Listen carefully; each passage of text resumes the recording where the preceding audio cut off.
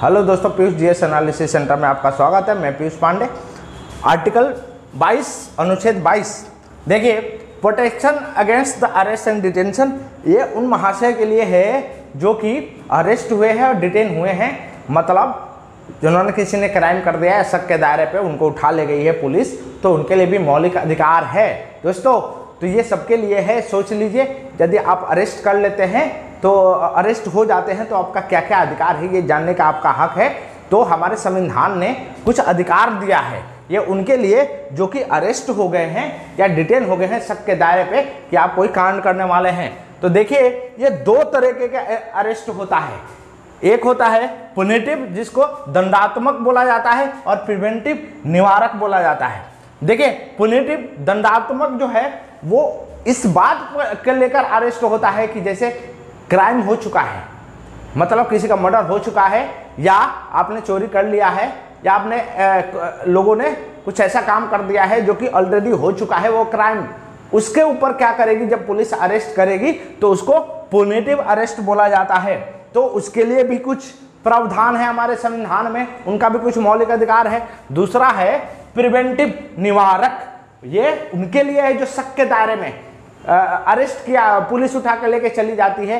मतलब जैसे कि ऐसा लगे कि भाई ये व्यक्ति जो है ना वो राइट को फैलाना चाह रहा है, क्रिमिनल राइट को, और या तो वो सिक्योरिटी पर्पस से वो प्रॉब्लम क्रिएट करने वाला है, या इंटरनेशनल रिलेशन को बिगाड़ने वाला है, जो कि क्राइम होने वाला है उसके पहले ही उसको अरेस्ट कर लिया जाए, उसको बोलते हैं प्रिवेंटिव।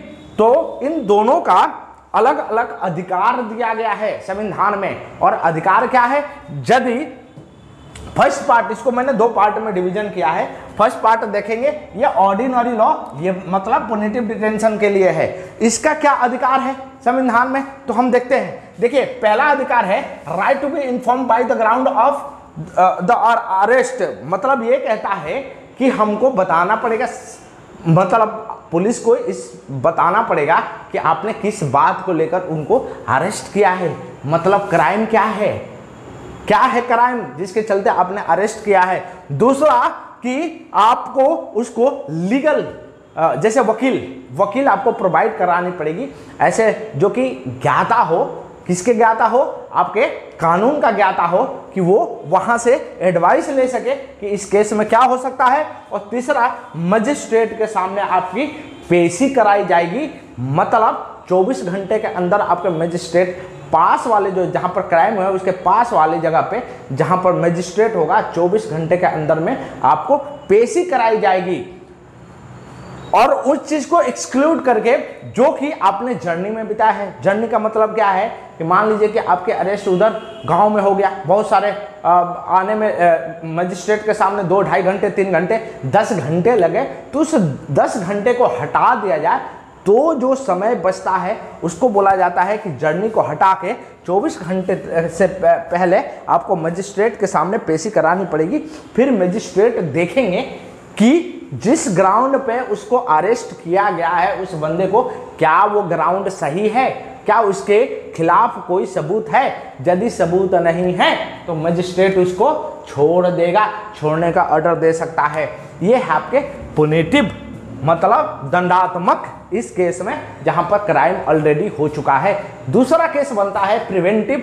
प्रिवेंटिव का मतलब होता है जो कि शक के दायरे में पुलिस आपको उठा के लेके गई है, तो उसका क्या है राइट। पहला राइट है कि उसको 3 महीने तक मैक्सिमम आप उसको डिटेन करके रख सकते हैं, 3 महीने तक। देखिए, 44वां अमेंडमेंट 1978 में इस 3 महीने को हटा के 2 महीने कर दिया गया था, लेकिन ये कभी लागू नहीं हो पाया। दूसरा है एडवाइजरी बोर्ड। अब ये एडवाइजरी बोर्ड क्या होती है, इसमें जज होते हैं, और ये जज रिपोर्ट पेश करते हैं कि जिस बंदे को अरेस्ट किया गया है, जिस बंदे को बंदी बनाया गया है, वो अरेस्ट सही है कि गलत है। यदि सही है तो क्या हो सकता है, ये 3 महीने से ज्यादा भी बढ़ सकता है, लेकिन यदि ऐसा नहीं होता है तो आपको 3 महीने से पहले छोड़ना पड़ेगा उस व्यक्ति को। ठीक है। अब देखिए, इस 3 महीने से ज्यादा यदि इसमें संशोधन करना हो तो ये अधिकार होता है पार्लियामेंट का। पार्लियामेंट डिसाइड करता है कि इसको 3 महीने से 6 महीने कर दिया जाए, 6 महीने से 3 महीने कर दिया जाए, क्योंकि ये संसद का अधिकार है। और ये क्राइम देखिए कंकरेंट लिस्ट में है, ठीक है ना। ये कंकरेंट लिस्ट मतलब आपके स्टेट के ही अंदर आता है और सेंटर के भी अधीन आता है। तो थोड़ा सा एक बार और देख लीजिए। प्रोटेक्शन उसके लिए जो अरेस्ट और डिटेंशन है, इसमें 2 है, पुनेटिव और प्रिवेंटिव। पुनेटिव का मतलब ये होता है जो क्राइम ऑलरेडी हो चुका है उसके ऊपर अरेस्ट होता है। प्रिवेंटिव वो होता है जिसके शक के दायरे पे आपको अरेस्ट कर लिया जाता है। और प्रिवेंटिव का क्या केस है, उसको अरेस्ट का ग्राउंड बताना पड़ेगा कि उसको आपने अरेस्ट क्यों किया है, दूसरा उसको वकील देना पड़ेगा, और तीसरा 24 आवर के पहले आपको मजिस्ट्रेट के सामने पेश करना पड़ेगा। और मजिस्ट्रेट जो है वो डिसाइड करेगा कि आपको छोड़ दिया जाए कि रख लिया जाए।